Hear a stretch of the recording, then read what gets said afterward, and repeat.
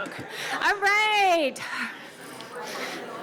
Mountain and Southwest. Yeah. Someone said this felt like a tech conference. And I was like, yes, it does. The vibe. I'm loving it. I'm not as hip as Emma. Let's get real. Who is these days? But really happy to be one of your facilitators here with Chris. We'll do a quick introduction. But this is really exactly like Kabir said this morning, a chance for those who are working in this region, who call that, the Southwest, Mountain West home, for us to come together, share what we're doing, and hopefully make connections that continue well past Thursday. So Yat'e Heather Tanana Yanishe. My name's Heather Tanana. For any Navajos that may be in the room, my clans are the Ki'ani and Sinajini, so Towering House and Black Streak Woods people. And I was born in Montezuma Creek, southern Utah part of Navajo Nation. I gotta say, I actually flew out from California. I just moved out to Orange County. It's a very different world. But the Southwest, that's where my organization, Universal Access to Clean Water for Tribal Communities, we really, like Daryl mentioned, grew out of the Colorado River Basin. It's still what I view as home. And so I'm really happy to be here, although my main gig is a law professor at UC Irvine. So I'll pass it over to Chris. Great. Thank you, Heather.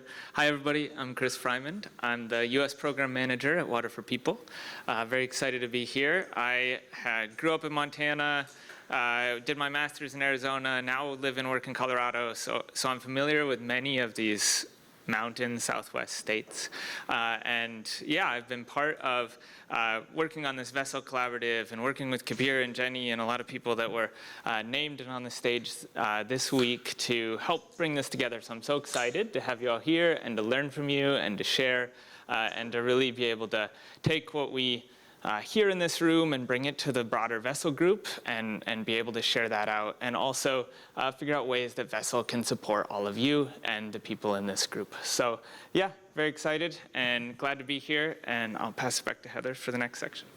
Yeah, so we're going to kick it off with introductions. There are breakout groups within our little session today, so we won't go too deep into your whole life story. You'll be able to share more in your smaller groups, and then we'll be convening again on Thursday.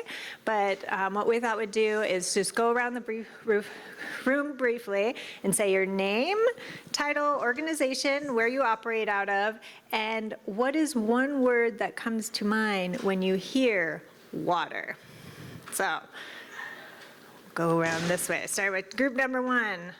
Oh, great. Maybe stand up just so people can. Hi, my name is Crystal Javier. I'm with Dig Deep. I am the finance manager. I'm the manager of finance and operations, and I'm like 20 minutes out of LA and Cerritos.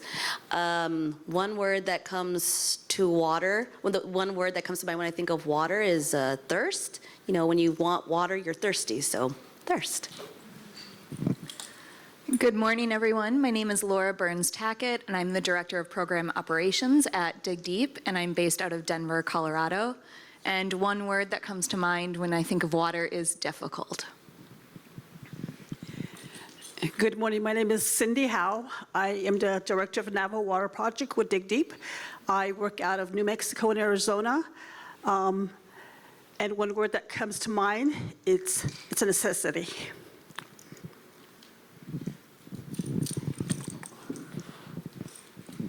Hi, good morning. My name is Dean Dempsey. I'm the field engineer of the Navajo Water Project. I live in Oak Springs. One word comes to mind is community.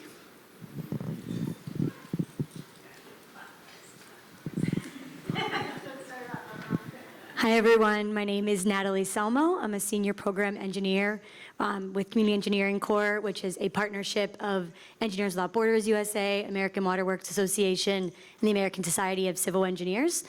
When I hear water, the first word that comes to mind is life. Hi everybody, I'm Heather Himmelberger. I'm the director of the Southwest Environmental Finance Center at the University of New Mexico in Albuquerque. And I was going to say the same thing because New Mexico has a saying, water is life. So that's what I always think of as water is life. Good morning, everyone. Dr. Sarah Abney, Water Resources Program Manager for the Hopi Tribe. One word that comes to mind for water is connection. Hi, my name is Amy McCoy. I'm with the Universal Access to Clean Drinking Water Initiative for Tribal Communities. I'm based in Colorado Springs, Colorado, and the word that comes to mind is universal. Good morning. My name is Sarah Bramley. I'm the Chief Impact Officer with Water for People. I'm based here, but I grew up in Arizona. And one word that comes to mind is a right. I am another Sarah, yet the third one at our table. Sarah Reeves. I am the chair of the Leadership Council for Water for People. My day job is with Brown & Caldwell, an engineering firm, do water, and in Denver. And I was going to do life, but I'm going with plan B, beer. No water, no beer.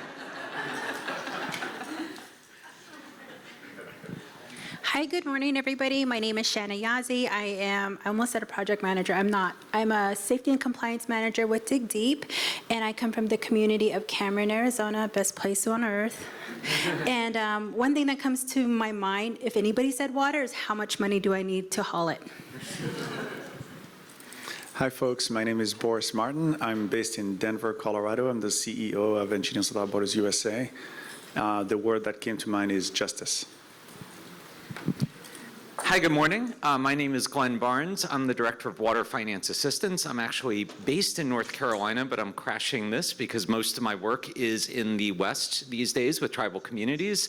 And just given my organization, the one word that comes to my mind is money. Hi, good morning. Lionel Pujiasva. I'm a Senior Utility Advisor with Moonshot Missions, a nonprofit technical assistance provider for water utilities throughout the nation. One word, precious. Good morning. My name is Nina Sayevitz, and I'm with the Howry program at the University of Arizona, and we're a funder for Indigenous Resilience Center, and we have been a proud member of the WACCHI group on the Navajo Nation, working with Dig Deep and other partners here. And one word that comes to my mind is food. My partner is a dryland farmer on the Tanana Nation, and he uses rainwater only, so no rain, no water, no food, because we do not have other water either. Hi, I'm Daniel Ye from the University of South Florida, so not in the Mountain West and Southwest. I'm eager to meet with partners in this region. One word is, I guess, sanitation. Hi there, I am Andrea Stowell. I am the leader of strategy with Lixil Corporation, who you might know better by our American Standard brand. And I'm based in Park City, Utah, and the one word that comes to mind for me is circular. Hi, I'm Shannon McNeely. I am the Water and Climate Equity Lead at Pacific Institute, which is based in Oakland, California, but I'm physically based in the Front Range of Colorado. And I'm going to say the word survival. Hi, I'm Heather Baker with Clean International. We're based out of California, but we work around the world on water under the United Nations Sustainable Development Goal 6. So excited to meet all of you, and my word is collaboration. My name's Tav Souza. I'm from Flagstaff, Arizona. I work for Red Feather Development Group. And the one we serve Hopi and Navajo. My one word is also life. Hi, I'm Claire Haas-Claveau. I'm the Chief Operating Officer at Engineers Without Borders. We're based in Denver. And the one word that comes to mind for me is regenerative. Hello again. I think you all know my name by now. I'm from Rural Community Assistance Partnership, a nonprofit organization working with small and very disadvantaged communities. My word, it's future. Hello, my name is Natalie Exum. I'm with Johns Hopkins University. I'm an assistant professor working with our colleagues at the Center for Indigenous Health here. And so though my laboratory is here on the East Coast in Baltimore, we work very closely with our colleagues who will introduce themselves now. Yat Ebene, good morning. My name is Chelsea Kettering. I work with Hopkins as a researcher. Good morning, Yatse Bene. My name is Ashley Thacker, and I reside on the Navajo Nation in Crystal, New Mexico. I work for Johns Hopkins Center for Indigenous Health as the Senior Research Program Supervisor. So my one word would be conserve. Oh, justice was Natalie's word. Expensive was Chelsea's word. Hi, all. My name is Reese Cuddy. I'm a research associate with the Johns Hopkins Center for Indigenous Health. What a great group. So honored to be here. Like Natalie said, our headquarters is in Maryland, but I reside in Santa Fe, New Mexico, and I work really closely with our Navajo Nation partners. My word is health. Good morning, everyone. My name is Aisha Heredia. I work with Bonneville Environmental Foundation. I'm the Senior Program Manager for the Business for Water Stewardship Program. My word would be protect. Hi, everyone. I'm Kritika Gopal. I'm with EPA Office of Wastewater Management, so local to DC, but a lot of my work recently has been in the West, and my word would be safety. Good morning, everyone. My name is Olga Cano. I am with the EPA Water Sense program, and my word would be efficiency. And do you mind passing it on? Thank you. Good morning. I'm Kate Sawyer with Rural Community Assistance Corporation, RCAC, the Western RCAP. I'm based in Durango, Colorado, work across the Four Corners region, and my word is complex. Good morning, everyone. I'm Wilson Yee. I'm based out of Portland, Oregon, but do 100% of my work actually supporting Navajo Nation, WACG, as people have mentioned, and IHS, as well as Navajo agencies. My one word, I was going to say life because it was more positive than my actual first word, which was inequality. Hey, good morning. My name is David Harvey. I work with the Indian Health Service. See a lot of familiar faces here from Zoom calls. Nice to meet you in person. I work here in Rockville, Maryland, and in the Division of Sanitation Facilities Construction. My one word would be partnerships.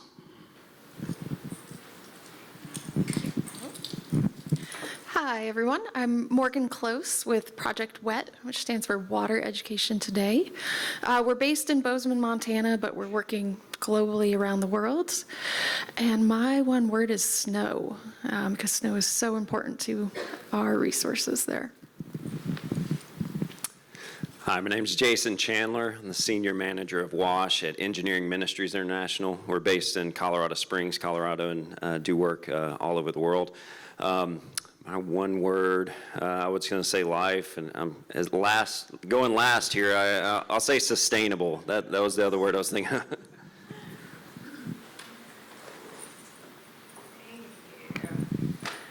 Awesome. Let's, me all, look out. You can read this tiny print. Yeah, look at all these. I'm going to stand over here because I hear my voice very loud right behind my head. Yeah, look at this. Life, connection, partnership, thirst, justice, necessity, conserve, snow, all these different words that encompass water and what we do and the reason that we're all here together. So yeah, thank you all for being here and sharing these words and sharing what water means. And I'm sure there are so many more words that water means beyond this that others could say. Heather, are there other intro pieces you want to say before we? The only thing else, right, is just taking the opportunity today for us to look at the themes that we've come up with, right?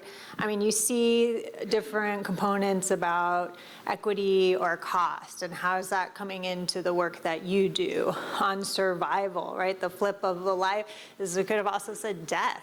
As Daryl mentioned, had Navajo Nation had adequate water access, I guarantee there would have been less death during the pandemic, right? These are real challenges that every single person in this room is dealing with. Maybe not all of the issues at once, but that's why we've come together. And so that's the goal of today, is to start the discussions about who are you? What is it that's driving you? What is your organization doing? What have you seen that's working, that's not working? And that's what really will lead into the next breakout exercise that Chris will explain. Great, thank you so much. Gotta grab this to explain it.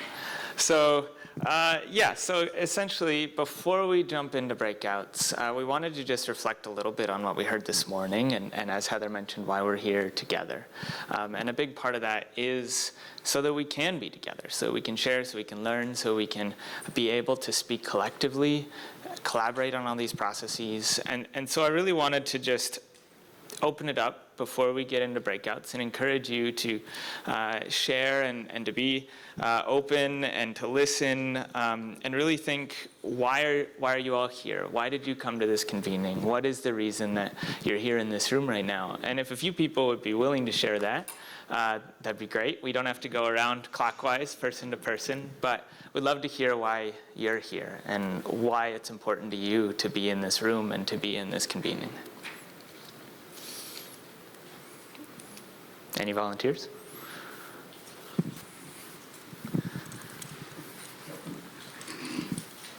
Hi, everybody. I just wanted to share, I'm an engineer and actually got my master's at Johns Hopkins, so it's kind of cool to see the Johns Hopkins people over there.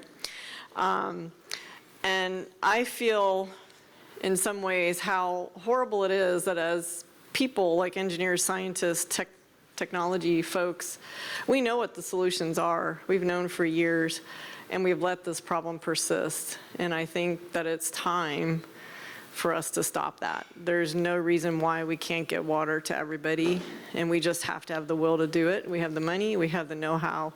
We're just not putting it all together. So I'd love to see us make progress and see what we can do.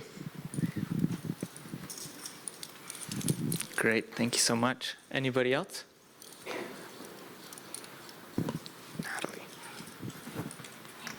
I'll add to that. I think it's really important that we're all here together, sharing the piece of this work that we do. I think a lot of people have been doing this work for many different years now, and in many ways it has been siloed. So I'm just really excited for everybody to collaborate and to come together and, like Heather said, really move the needle together. Great, thank you. Over there.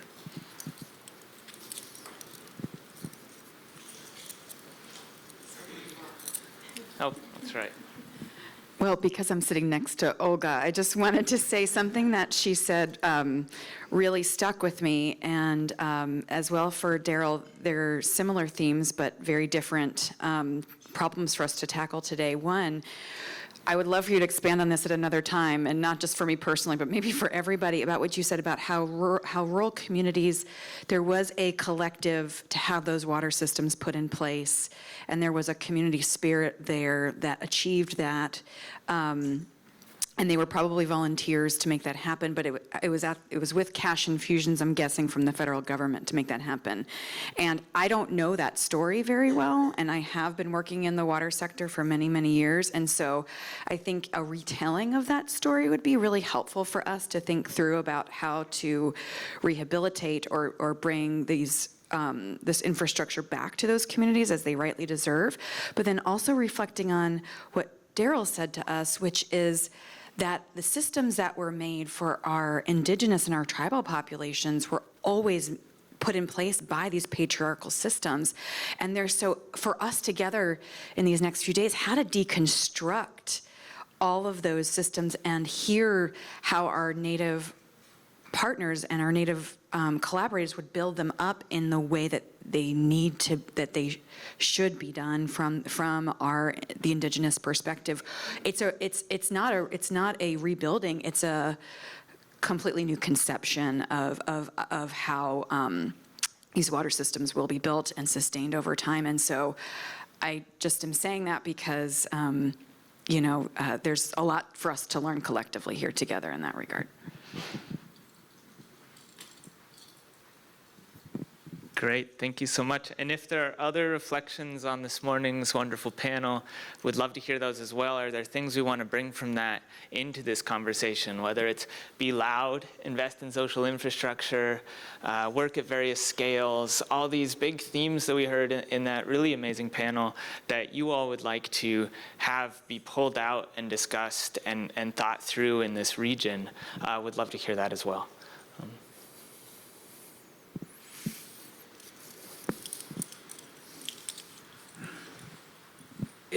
It's interesting to me as a gathering where we're talking about people who don't have access to sanitation, but I feel like the people who do, we've done such a good job of providing them with safe drinking water and wastewater that they don't actually understand what it takes to do that.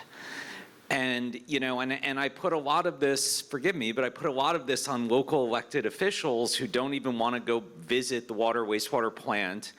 And I was just with a utility the other day that, these water operators and wastewater operators are responsible for the health of this community, and they're getting paid $12 an hour. I have an undergraduate intern who makes almost double what these water operators make, who have to put in years and years of time and certification and things like that. And so I think the Be Loud theme is important because we are a forgotten industry and a forgotten sector. And unfortunately, that means that the utilities end up paying employees very poorly, and a lot of them leave. And they leave with that knowledge of the community with them. And I think that's something that is going to be a big challenge for us to address. Thank you.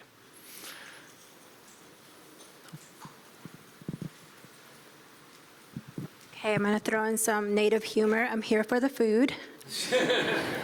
But most importantly, some of the acronyms and the nonprofits that are working on Navajo is what I want to also network with. I wrote some names down. So Red Feather, I hear of you guys a lot. Moonshot, WAGG, IHS, Johns Hopkins. So the list goes on. And also to be loud as well, to be advocates for our community and for those that are not able to, that either get pushed down from the local chapter, et cetera. And I'm really proud that Dig Deep has allowed me to be that. And they don't tell me to be quiet or stop talking. So that's something I would love to hear the rest of the group here too. So that's the reason why I'm here today. Thank you so much for sharing.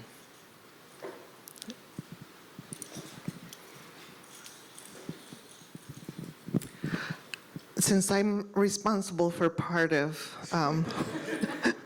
this conversation, I'd like to just expand a little bit or unpack a little bit what I said when I said that, 50, 60 years ago when the majority of our systems, public water systems across the country were built, they were built on grant dollars. A good number of them, probably a majority of them, especially the small systems, the systems that we're talking about. We're not seeing those grant dollars. And we know that the rates that we currently have do not sustain the infrastructure needs that we have. To Glenn's point, the small systems that we work with, small utilities that we work with, do not have the ability to offer competitive salaries and competitive benefits to operators. $12 an hour is not unheard of. So we're constantly losing operators. We are the training, our communities are the training grounds for larger utilities. We cannot fault the operators for wanting to move to a larger utility, but it's part of that same model that wasn't built with the sustainability, the long-term sustainability in mind. I often say that every model has a lifetime, a life expectancy. Engineers know exactly what I'm talking about, especially when it comes to infrastructure. The system and the model that we built, the utilities that we have across the country, it's no longer sustainable if it ever was. And so it's important that we think about how are we going to compensate our operators correctly? How are we going to create the economies of scale that will make water affordable? Because affordability is another very important part of the conversation. How are we going to make sure that we are intentional about the investment that we make in these communities, because it's not only infrastructure investment. We need to develop the capacity of our communities to be able to then determine their future. To Daryl's comment about how communities, tribal communities, have been neglected and have been forced into a system that is not theirs, same thing has happened to a lot of our communities. They get forced into because we follow money. It's the tendency of the humans. We follow money. But in doing so, we have sacrificed so much, including community identities. And so I'll stop with that.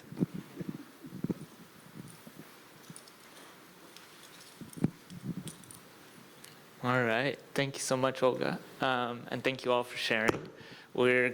I know we still have a little bit of time left, but we're going to start to transition into breakout groups to really think through some of these things that we've been bringing up. And I really encourage you to, when we're in these groups, we did very rapid introductions at the beginning. Take some time, put a face to the acronym, get to know each other, and then be open about these conversations. And really, we're going to think through today these big challenges and these kinds of things that we can address as a group. And then I also encourage you to, as the couple of days go on, think through what are solutions, what are collaboratives, what are the ways that we can really address these challenges. And when we're back on Thursday, we're going to think through that together and think through how we as a group can move forward, how Vessel can support you in this effort, and all those kinds of things. So I'm going to pass the mic back to Heather. I will physically pass the mic back to Heather, and she'll break us into the groups. Okay, I got it.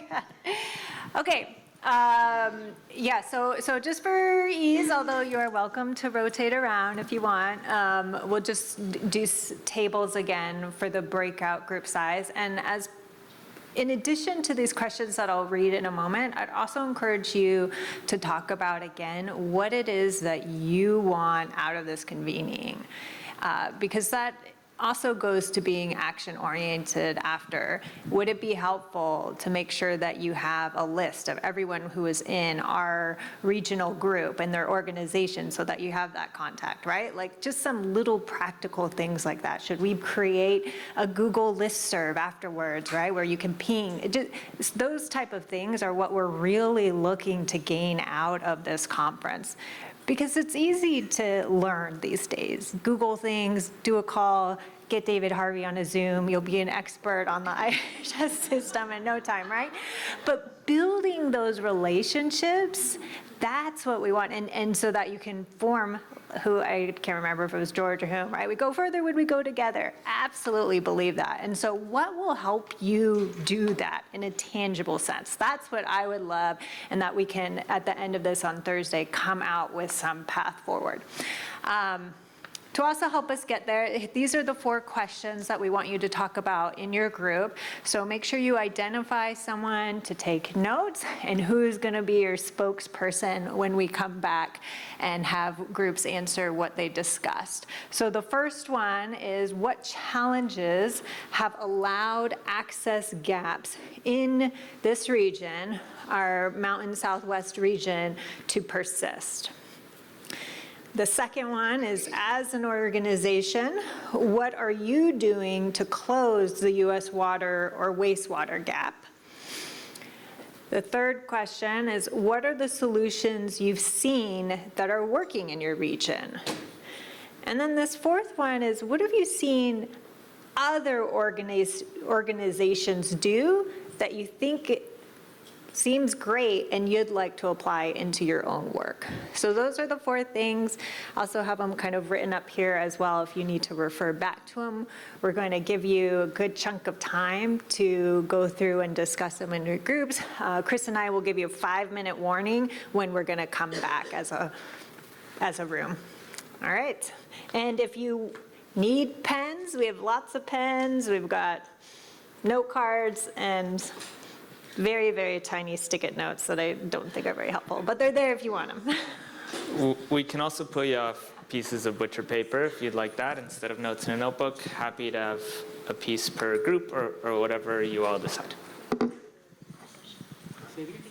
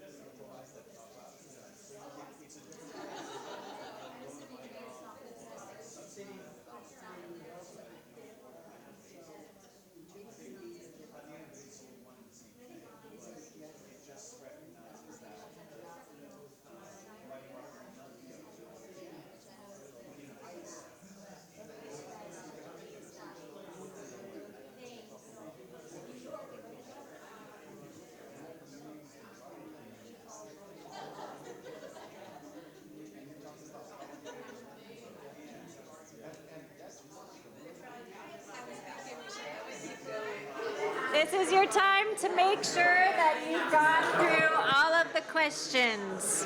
5 minutes.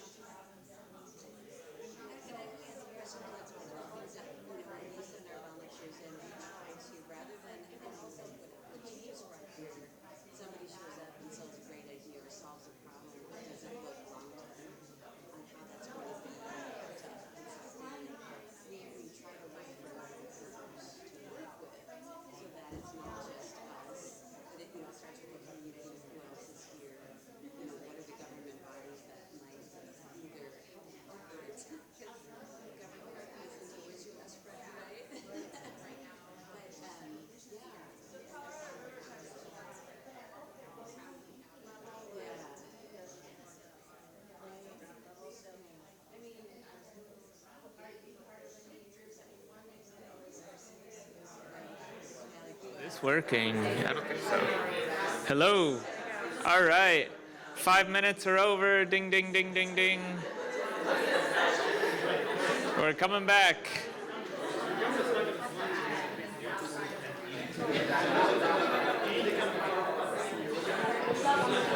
Okay, everybody, 5 minutes are over.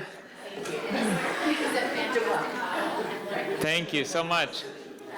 All right, we only have 15 or so minutes left before we all get a break for lunch. So we're going to use those just to go around and share out. And I know that you had a couple, assignments of who's the spokesperson and who's the note taker. And so we're going to go through, and please, the spokespersons can get up and share what your group talked about and all the challenges and solutions that you thought of. Since we went around this way last time, we'll start over here, and we'll just wrap our way around. So who is Laura, you're the one?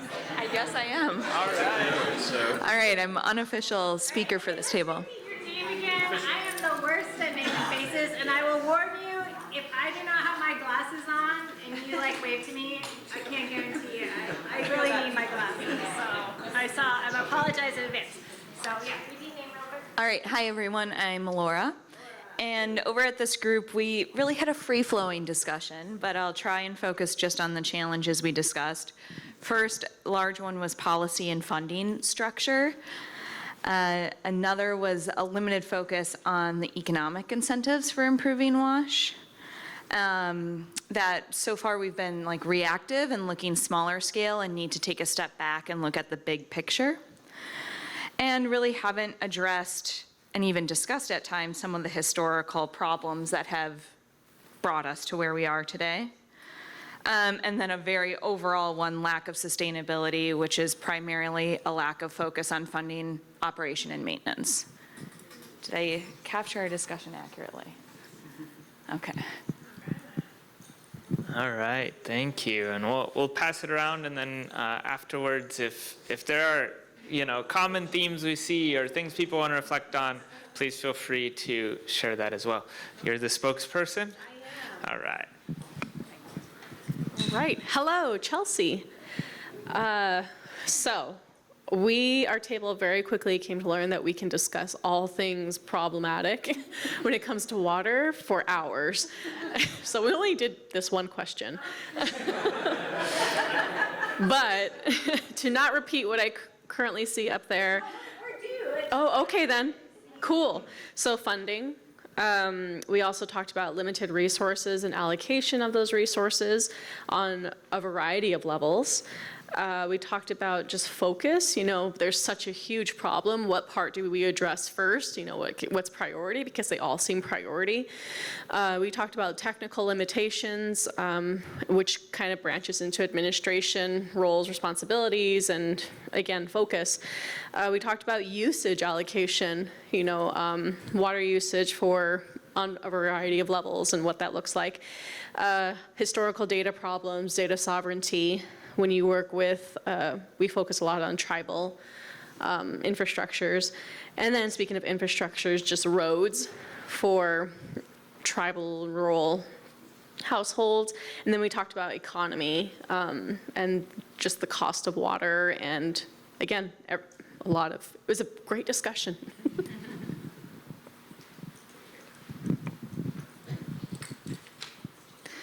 We also only answered question 1. No, just kidding. We did a little bit of the others. So there we go. Heather. Yes, there you go. You're my partner. Okay, so I'll go over a few main things we talked about. One was a conversation about a little bit of cultural disconnect, so people wanting to help but not necessarily knowing exactly what the end goal is for the community and starting there with them. And then Dean was sharing with us a little bit about just over the years, different solutions have been brought to communities, but it's hard sometimes to maintain those or fix those over time, and maybe they weren't the best long-term solutions. And the next category we talked about is lack of capacity. So even with a really great solution, it's hard to have the capacity just in terms of people even there to do the infrastructure or build anything or work on anything. The last category topic we talked about is climate change and climate resilience with the new systems and for the communities that we're trying to help. Talking about flooding, wildfires, and everything that could happen and what will happen to the infrastructure and how communities can become more climate resilient. And drought. The biggest one.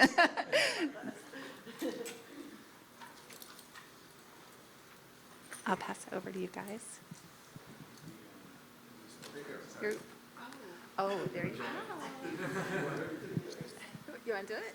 I'll do it. Okay. I might tell too many jokes. All right, so my name is Glenn, and I think, we hit on many of the themes that other tables talked about. We had a long discussion about O&M costs and how I think it was really building on Olga's comment earlier that smaller communities were set up that they work if they're getting grants, they don't work if they have to self-fund, and now we're making them self-fund, and so they don't work very well. And so I think that was one of the issues that came up. And we also talked quite a lot about workforce issues, not just people retiring, but the low pay and maybe the general lack of respect that water and wastewater utilities get from community leaders is forcing people out to other jobs. And as I mentioned before, some of the communities I've worked with, and Olga, reiterated it, $12 or $13 an hour isn't uncommon. That's less than fast food workers are generally making these days. So that's really bad for very important public health people, and I think that's a challenge. We did get to the other questions, kind of. I think a little of what we were talking about of what might work in some of these cases was something that Boris brought up about pay on results funding. So, so you're with Engineers Without Borders, which does a lot of international work. Obviously, this is an issue around the world. If we put in infrastructure, but then how do we maintain it? And communities that are maintaining it are given a financial incentive to keep maintaining it, and that they get money for O&M and things like that. So I think there are good solutions out there that we have to pull in from either the WASH sector internationally or just from other sectors that we want to look at. So I think those were some of the big themes that we talked about. It's interesting, we ended up with a table of all national and international groups in a regional room just by chance. But I think it's interesting to see that the issues that we're seeing in this part of the country are not that dissimilar from other parts of the country, even though this part of the country is probably more water lacking than other regions of the country. Anything y'all want to add? Okay.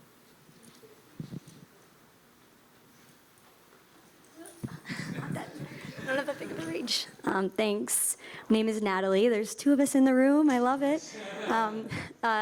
So we also spent a lot of time on question 1, had a really great discussion, but we talked a lot about the geography and the landscape and the challenges within our region specifically to those.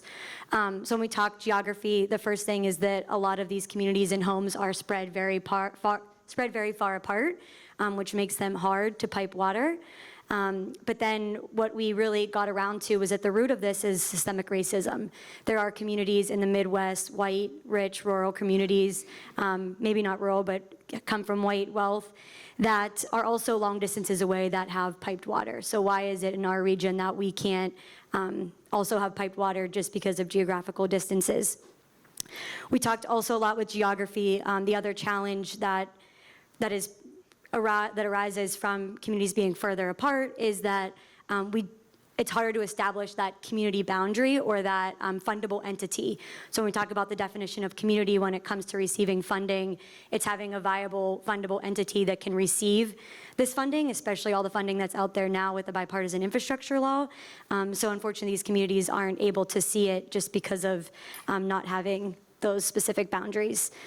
And then we talked a lot, feed off of the theme that we heard in the panel discussion, we heard a lot about cultural shifts and the need of cultural shift here in the U.S. And what we boiled that down to is just the culture of racism that we have here. You know, everything is rooted in that, and that's where a lot of these other challenges that the other groups brought up is really rooted in that systemic racism. So we had a really great conversation around that.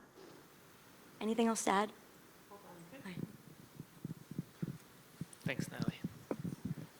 All right, thank you all. So as we see, based off of how much everyone really dove into question one, there are a lot of shared challenges. And although this is a group from the same region, it is a large region with diverse geographies and backgrounds and populations, and we still have all these shared challenges that include funding mechanisms, policy, racial injustice, O&M, all these different things that you all discussed, and a lot of these are triple, quadruple underlined because everybody is dealing with these similar issues. And so as we're here for the next couple of days and you're listening to conversations or speaking in panels or talking to each other, let's think about questions 2, 3, and 4 as well, and think through, like, what do you hear that others are doing that might address these challenges? Or what do you hear that this network is bringing together to fund something or to, and how can we take those ideas and bring them back to this group and think through as a group, what could we do to address some of these? Are there solutions? Are there collaboratives? Are there networks? Are there, I don't know. You all come back and tell me on Thursday. And so I really appreciate you all taking the time and the thought and the vulnerability to talk about these challenges that we all face and the challenges that your communities face or the communities that you work in and represent and work for face. And yeah, I don't know if there's anything else, Heather, you want to wrap us up, but yeah, thank you for sharing. And we're going to take all of this and at lunch, talk with the other facilitators about the challenges that the other groups face, and we'll think through as a group, where do things align, where are they different, and how do they overlap?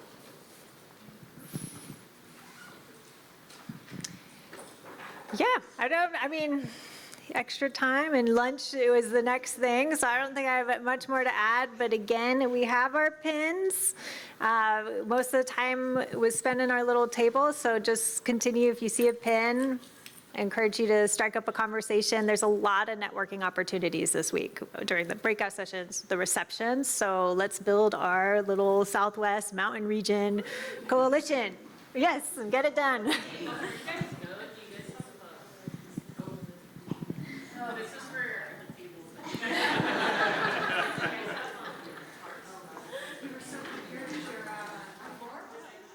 I think that's it.